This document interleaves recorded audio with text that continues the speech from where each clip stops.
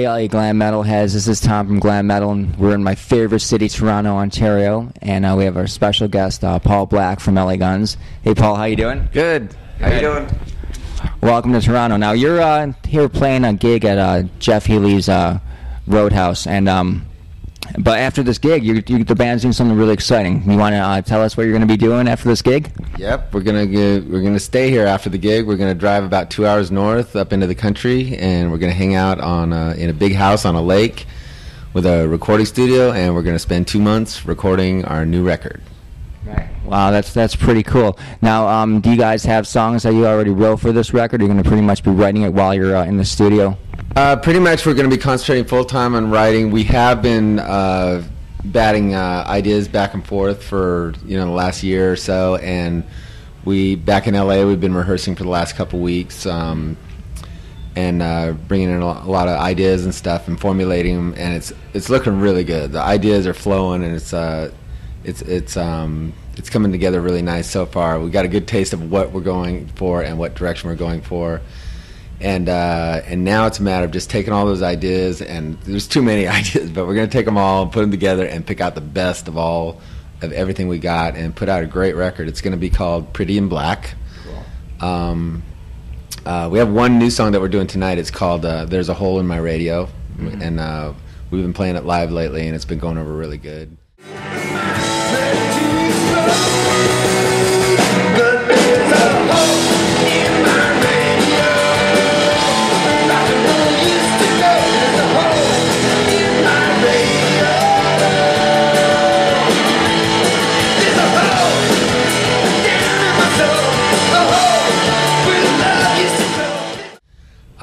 And just many more. It's just we just got to figure out what we're actually going to put on the record. It may even be a two-record, a two-disc record. We don't know because there's so much. But I think we're going to try to wind it down into the best of of what we got. Now, I'm sorry. Oh, I'm excited about it. We're excited too about it. Next question I want to ask you is, can you give us a kind of let the cat out of the bag and tell us a little bit about the sound, what it's going to sound like? Is it going to sound like your vintage LA Guns, or what kind of direction are you going in musically with this one? Actually, there's so many ideas going on. My thoughts early on was that we should really just try to reinvent LA Guns and come up with a whole new sound. I mean, we already did the sleaze hard rock thing, when we started the band in 1985. We did it and kept it going for a while, but I think it's time to turn LA Guns around and reach a new audience. And the ideas are amazing. We wrote a Spanish song the other day. Tracy's been bringing in some really cool stuff, and everybody, just the whole band, has been getting together as a team and sticking in all these ideas. Chad, Jeremy, and working together to come up with this, just here's an idea, and everything's just wow, that doesn't sound like LA Guns, but it's cool, and I think we're just going to try to, I don't think we're going to worry too much about a sound that we're going for. We're just going to get a whole bunch of cool songs together and stick whatever elements in we can to kind of twist them up and fuck with them a little bit to make something new and original, and not do the same thing, that LA Guns have been doing for years, Right. Want to give everybody something that's interesting that they can put it on and go, wow, finally something new from LA Guns, and I think we're going to deliver. Well, now you have a pretty high-profile person producing this CD. Can you tell us a little bit about him? Yeah, Steve Thompson. He's won multiple Grammy Awards. Great producer. He's really excited about doing it. He's been calling me on the phone and calling everyone else on the phone, and we've been emailing him ideas. It's funny. We're getting ideas through the internet. Sending them and getting feedback from him. We're looking forward to meeting him finally. When we go up north. He's produced bands like Korn and I can't even name them all. There's many bands. I think one of the biggest things he did was he was the one that mixed Appetite for Destruction for Guns N' Roses. He's worked with bands like the Rolling Stones and just everybody. And so we're excited about working with a big producer like that. Right. Now you say you're going to be doing this for 2 months. Is 2 months enough time to put this together? Well, I know we're gonna. If we don't have it done, we're gonna have a great deal of it done, and it doesn't really matter because we got all the time in the world. Even if we don't finish in the next 2 months, we're gonna go back out on the road this summer with Faster Pussycat and Bang Tango and some other bands that do a big tour thing. But we got spaces of time. We can always fly back up and do more tracks when we get more ideas, and or if we want to complete or finish things, it doesn't have to be done in the next 2 months. We can, if we're not finishing the next 2 months, we'll come back up and spend some more time here. We got a studio that was built specially for us, and by Johnny B. Thank you, Johnny B. Rock on, Johnny. And it's great. We got this guy that believes in us, and it's the best thing that could happen to us. But he started a record label called Alexis Records, built a recording studio. And he's bringing us up to do this record, and we're really excited about it. It's going to be a lot of fun and really good music. Cool. So I'm assuming that there is no target release date as of yet. I heard a date or approximate date of October, but I don't know for sure. I mean, even if that doesn't happen, we'll have this out. It's not going to be something that takes like as long as Chinese democracy or anything like that. It's going to be, we're going to get this thing out there, and people are going to be happy with it.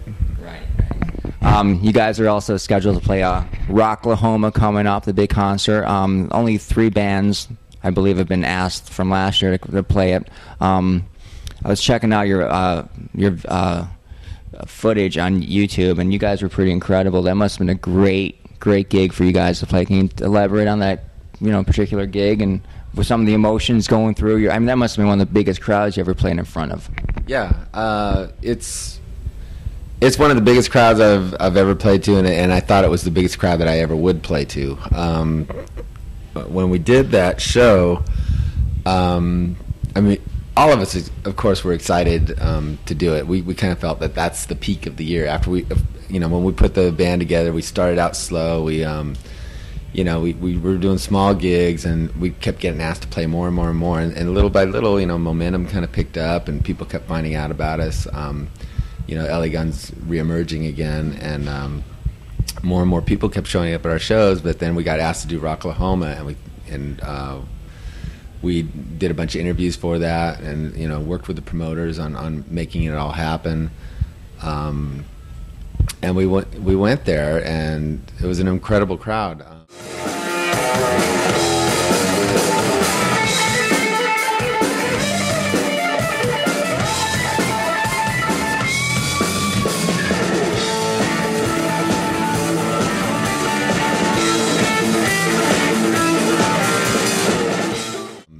I think up till that point, though, like even prior to playing Rocklahoma, I think we all kind of felt that, this is what we're working up to, this is the peak, and that's the finale, of the year, and we're going to do Rocklahoma, and that we had a few shows after that, and then we were going to take a break and kind of call it quits for a while. We didn't really know what was going to happen with the band. Yeah. But something happened at Rocklahoma. The chemistry and the excitement on stage between all of us, because we were so, the adrenaline was going because of the crowd, the size of the crowd, and the reaction that we had of the crowd. The reaction of the crowd was incredible for us, and it ended up being a really good show. And we had Spin Magazine and Rolling Stone Magazine coming back to our trailer afterwards and asking us questions and interviewing us, and wanting to know about the band. And we were just talking to them casually, and then little did we know, Spin and Rolling Stone both gave us great write-ups, better than any other band on the bill. With all the bands from that time period, we got the best write-ups, and that led to some really good things for us. Other shows that were really big because people saw these write-ups in Rolling Stone, and it also led to this record deal too. Johnny saw that and he goes, "You guys should be doing something," and set it up for us to do something. Wow. So, I'm sorry. Oh, it was just like something that just like sparked a new energy in the band, and then we got really excited about the band and started. That's when we started like batting around these ideas and started formulating the record. We thought that's the biggest show that we were going to do, but like a couple later on in August. Wait, was it August? Yeah, it was August of the same year. We went and flew over to Korea and played to 50,000 people in front of you know, and on the beach in Busan, and that was really exciting because, I mean, Rocklahoma was exciting too, but Korea was just jam-packed, a sea of people, just, you know, all jumping up and down, and going crazy for the music. You know, it was, you know, I think the excitement was that for them was that American rock is new over there, and to have an American rock band come over, it was, I guess, really exciting for them because you know, in their eyes, you know, rock originated in America, so to get it over there, it's like, I don't know what it was, but anyway, that was an exciting show too, and we've had many more since then. I think one of the things that Rocklahoma did was they've been talking about years how this type of music, hard rock, has kind of taken on has had a resurgence, and they've been saying it for years, and like it kind of has, but I think Rocklahoma kind of brought that to like the next level, and gave, you know, a place, a focal point where everybody could focus in on this type of music. And I really think each year they do, it's going to be bigger and bigger and bigger. And, you know, eventually maybe it could be a tour like an Ozfest type thing. What do you think about that? Do you think that's a possibility? I think it is a possibility, and I agree with you that Rocklahoma did take it to the next level because you know, people have been. I think there's a lot of people that had it. I mean, it was a really fun time for rock and roll because it was all about having fun. You know, it wasn't about like being gloomy or anything. And you know, maybe granted, a lot of the music from that time period was cheesy, but it was fun too. You know, people liked it. You know, so what the hell? Why not? You know, that's what rock and roll is all about: is having fun. Rocklahoma got all these bands together, and you know, way back in the day when we used to play in the clubs and stuff, it was like there was rivalry and there was competition and everything. It's like, oh, that band sucks, and you know, we're better than them, and blah blah blah. You know, it was that kind of thing. But when Rocklahoma got all these bands that played together back then like that, it wasn't like that anymore. It was like it was like a high school reunion, and we were all friends. And he goes, we go, I remember you guys, you know, even though like back in the day we'd say those guys suck, you know. Everyone and it was, a bit. Yeah, we all grew up and we realized, man, it's just rock and roll. It's like, you know, you don't have to get serious about it. We're here to have fun, and I realized, you know, at Rocklahoma there was a lot of people there, and they were all there to have fun, and I was there to have fun too. And we brought them right up on stage with us, danced with them, you know, sang with them, had them sit down on stage, you know, and we just included the audience in it, you know. And when I wasn't bringing the audience on stage, I was going down into the audience and surfing on the crowd, you know, and stuff, and shaking hands and stuff. It was cool. It was fun. Yeah, the thing I noticed about Rocklahoma was the fact that it wasn't just people my age there. It was all, you know, a lot of younger people there too. And your music has kind of now been exposed to a whole different group of people. And those people, though, unfortunately don't buy CDs anymore. And that kind of leads into my next question about the train wreck called the music industry right now. And with you being a veteran musician and coming out with a CD, you know, kind of like a make or break thing in your career. I mean, it is a pretty big deal. How do you feel about the state of the music industry and releasing a CD at this time? Well, yeah, I mean, that's true about, you know, Rocklahoma too. Yeah, there was a lot of younger people there, and you know, I've noticed even at any of our other shows, there are a lot of younger people coming out to the shows now because they're rediscovering that, you know, time period, just like any of us did. You know, right. Like when I was growing up, you know, I was discovering the Rolling Stones, and then everybody that was influenced by the Rolling Stones, you know, and even though that wasn't really my time period, that's who I liked, was the bands that I could discover before them, like Chuck Berry and Little Richard, and sure, yeah. You know, I would tune into those old time radio stations late at night and listen to like all the oldie stations, and I was rediscovering those previous generations. It's no different than it was back then. The younger kids are rediscovering the past generations, and that's where we came from. It's in a way it's sad that you know, the days of vinyl are gone. Then now the days of CDs are going. You know, right. But you know, that's just the way it goes. It's just, you know, music is changing and it's evolving, and it's just that, you know, music is free now, and maybe that's the way it should be. You know, songs should be just made to be free and shared with the world. You know, and you know, I think maybe the idea these days is just going to have to change. The playing field's changed. In one way, it was good for me, as a matter of fact, because, you know, I just said, you know, I didn't need the major labels to get my stuff out there anymore. You know, the Blacklist was a fluke. You know, it's like I had talked to Tracy about putting it out, you know, putting out our old songs, the demos and stuff. And then when I got frustrated trying to find somebody that distribute it, and I said, well, hell with it, I'll just put it out myself. And I put it out, got good reviews, and it's like, that's what sparked everything up, to where we got back together again. So it's like, it got my name back out there because I didn't need a major label to get out there and sell CDs. Now you can't even sell CDs anymore. As soon as you put a CD out, it's all over the internet and everybody shares it and it's free. But like I was saying, maybe that's just the way it goes these days. You put out the music, and if people like the music good enough, they'll follow the band. They'll show up at your shows. You sell concert tickets. Yeah. They'll show up at your shows. They'll buy a T-shirt. You create a brand name. And they'll buy your T-shirts, they'll buy your buttons, and if they really like you, they'll buy your CD too, just to have a hard copy of it. Vinyl may come back, just because people want to have something of the band that they love. Well, I love this band enough, I'm going to buy their vinyl record, and see the old time, artwork that they create and stuff. Who knows? I mean, it's music. Music's not going to go away, but the days and the ways of selling it are just changing and evolving, and you got to just change with the times and adapt. It's not a big deal. Yeah, but in addition to CDs not really selling well, another thing is the economy being where it is now and everything, and gas prices being where they are, and that. So, how does a band like LA Guns go out there, and how are you able to afford and make money with an economy like it is? I mean, do you think of like other marketing things, or what's the game plan to tackle the high gas prices and the recession that we're going into? I don't really know how we're going to tackle that or market it through a recession, but I do know that one thing that history shows is that the one thing that doesn't decline during a depression is entertainment. So I think we're lucky in that way. I mean, we're able to survive, and we're able to go out there, and things are just getting better and better for us.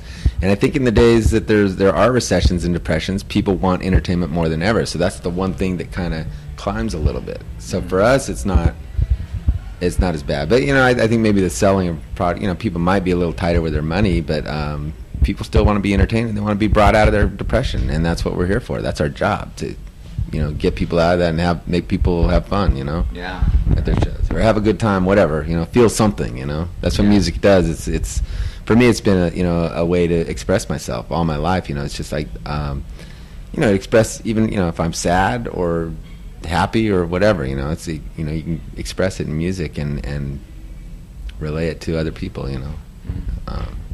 It's a powerful form of art, and I just I don't think it's going to be a problem, getting through a recession. As a matter of fact, that's when people need it more than ever, is during a depression. Yeah, I agree. That's a good point. The last question I have for you is, when people talk about LA Guns, I mean, everyone talks about you as the lead vocalist and Phil Lewis as the lead vocalist, but there have been some other lead vocalists that have been in LA Guns, and we've all heard about, how you've been pretty cool with Phil Lewis and everything, in your opinion, with him. But what do you think about some of the other lead vocalists in LA Guns that, have been in the band throughout the years? Well, I think one of the interesting things about LA Guns is that it hasn't been one of those bands that it's like all the core members got together and they stuck together through all the years, and it was like, there's a lot of history behind LA Guns, and each person that's come into LA Guns over the years has added something to the band, and brought it to, depending on what time period, depending on who you talk to about LA Guns, they'll say, that's the best record, or that's the best, or that's the best singer, or that's the best time period. I can kind of run down. I'll try to run down who was in the band, and there was a lot of lead singers too. Yeah. Depending on how you look at it, I was either the original singer or I was the third singer. When I started LA Guns in 1985, it was a brand new band. We weren't even going to call it LA Guns, but we ended up calling it LA Guns because we got backing for doing so. But it was a brand new band, and I'm the original singer of this incarnation of LA Guns. There's a lot of people that say, well, no, LA Guns goes back further to 1983. Tracy had another band called LA Guns, and that's where we borrowed the name from. Right. So technically, LA Guns dates back to 1983, and if you do that, for the sake of argument, let's just do that. Michael Jacos would be the original singer, and that was so that that lineup of L.A. Guns, that's when Tracy was in high school. He started a band, and Mike Jacobs was the singer. I think they even did an EP on Raz Records, 4-song EP and stuff.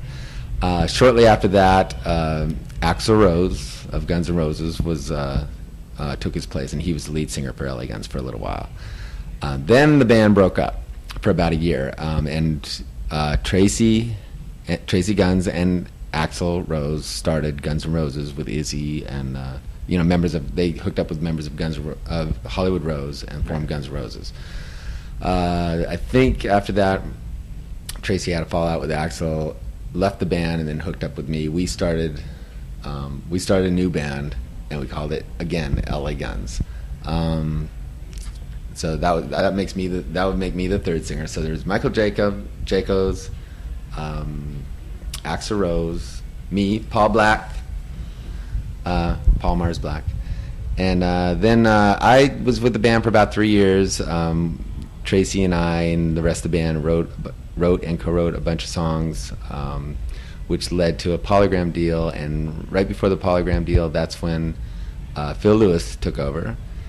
And I think he kind of kept things in the spirit of what we were trying to do. He was, similar to me. He had black hair, kind of skinny. He was good. He had a good range, and he did a good job of putting out the first few records. And then when the music changed, and the major label started dropping the bands and stuff of that period, L.A. Guns took a new direction, a whole new direction. Trying to think who it was. Chris Van Dahl, right. I think, took over for Phil Lewis. Yeah, okay, that's good. Right. Maybe you can help me out here. American Hardcore. Chris, yeah. So he took L.A. Guns to a new sound, like heavy. Yeah, it was sort of like Pantera influenced. Yeah. Yeah. American Hardcore. Yeah, Tracy was playing that for me in the van one day, and he and I was going, "What is that?" And he goes, "That's Chris Van Dahl." And I go, "Wow." He goes, "Real heavy, huh?" And I go, "Yeah." And he goes, "Think you could do this?" And I go, "Yeah, I guess I could." And he goes, "No, you couldn't." Yeah, you're right. I probably couldn't. Real heavy. But, that's the cool thing about Tracy. He's always willing to take risks and take things a new direction and try something new. Right. And that's what I mean with all the different, singers that have come in. They've all kind of gave it a new sound and given it something different. So depending on what time period or when you listen to it, you might, Chris Van Dahl might have been your favorite singer. It's very interesting, it's not my thing to sing heavy like that, but I could tell he's really good. And in fact, I couldn't sing like that. Yeah. Chris Van Dahl, help me out again. Chris Van Dahl, then Jizzy Pearl was in there for a while. You know what? I think though after Chris Van Dahl, Ralph Saenz. Oh yeah, right. Of Metal School. Metal School, right? Yeah. And I wish I heard some of the stuff he did with the L.A. Guns. It's good. He's a good singer.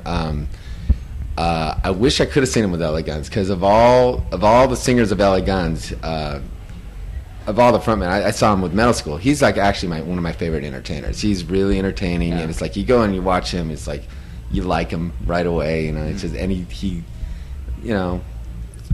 I think he has kind of the same thought I do about you're there to entertain. You're there for the audience. And absolutely. He's it's all about fun, and he's playing, it's a cover band he's playing with, but it's like I'd rather go see them than most of the bands from that period, Right. He's taken that whole era of 80s rock and put it all into like a condensed package so you can see the best of, for anybody that wants to go see a show like that. So there's Ralph Saenz, and then after him, I think that's when Jizzy Pearl came in. Sorry, Ralph, I forgot about you. Hey, Ralph. Yeah, I'll call you when I get back to L.A. Send him a check for what he said. Jizzy Pearl. I always liked Jizzy. Jizzy used to open up for us when we were Love Hate. Used to open up for us when L.A. Guns, and then we used to play together all the time. When I started my band after L.A. Guns was Black Cherry. Right. Black Cherry and Love Hate used to play together all the time, and we always hung out with Love Hate and everything. We're good friends with them. Jizzy, I ran into him at the Dragonfly in L.A. when he was singing with L.A. Guns, and he actually came up to me and said, "You don't mind that I'm playing with L.A. Guns and singing the songs, do you?" And I go, "No, not at all." It's like, good for you. I never really heard him play until, again, Tracy periodically puts on this music, from the other versions of L.A. Guns. I go, who's that? And it's like, he goes, it was Shrinking Violet, right? Yeah, that's the one. right, That's the one with Jizzy. And I listened to it, and actually, that's a really cool rock and roll record. It's probably close to probably the closest to what I would have wanted to do with the band. Jizzy had some really good vocals on there and some really good songs on there. I don't know why it didn't get more recognition, but that was a really good. I rather liked it anyway. Yeah. So then Jizzy Pearl, and then I think again a record company comes in and intervenes. Cleopatra had the bright idea of wanting to get the classic lineup, right. what they call the classic lineup together again. With Phil Lewis, and that kind of cut Jizzy's balls off.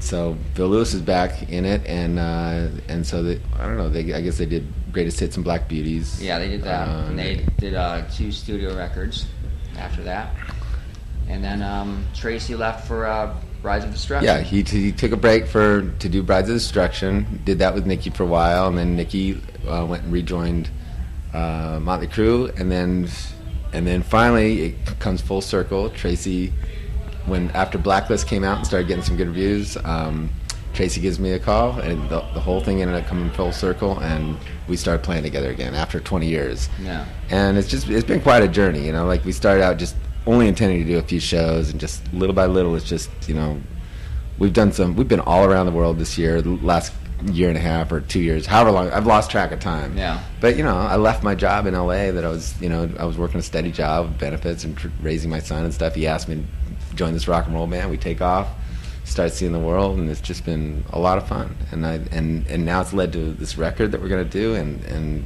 it's gonna be great. We'll see where it goes from here, but it's gonna be real interesting.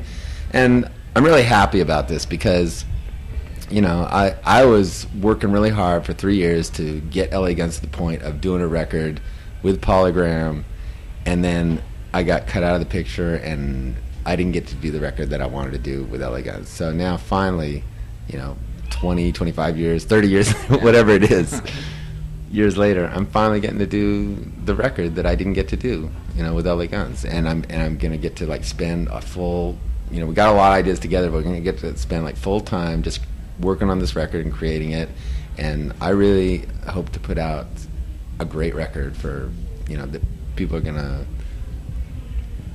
are gonna be surprised, I think. Yeah, I can from the live shows I've seen and the chemistry that you guys have, I definitely think that if you can bring that into the studio, I think you're gonna have a grand slam, or should I say glam slam with this one.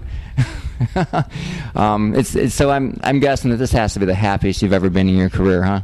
Yeah, yes, very much. Yeah, I'm really, I don't take it for granted at all, because I think probably back in the day, when I was in my early 20s and doing this, I might have taken it for granted, hey, I'm the lead singer, whatever. I've been through a lot in my life, and and to come back this many years later, and to be able to go out and do something I love to do, and go on stage and have fun with people and play rock and roll, I don't take it for granted at all. And to be able to go do a record and create something and be able to put it out there and present it to people, and we have a marketing budget and a great recording studio, a great producer. The record label bought us a bus out that we have out front with a train that we live on. It's it's better than any of our backstages. It's we're set up pretty cool, and I'm very happy with the way things are going right now. I couldn't be happier, man. But I think I'm just, who knows where what's going to happen in the future. But I think this record should take us places, and at the very least, we're going to put out something that's cool and that hopefully will last a long time, and my son can listen to it long after I'm dead, and and that's what I've always wanted to do. So. Very cool. Well, we want to thank you very much for spending some time with Glam Metal, and we're looking forward to the show. And let's go out there and party with L.A. Guns. Woohoo! Pretty Black, and this is going to be one of the new songs on that record. You get to hear it first.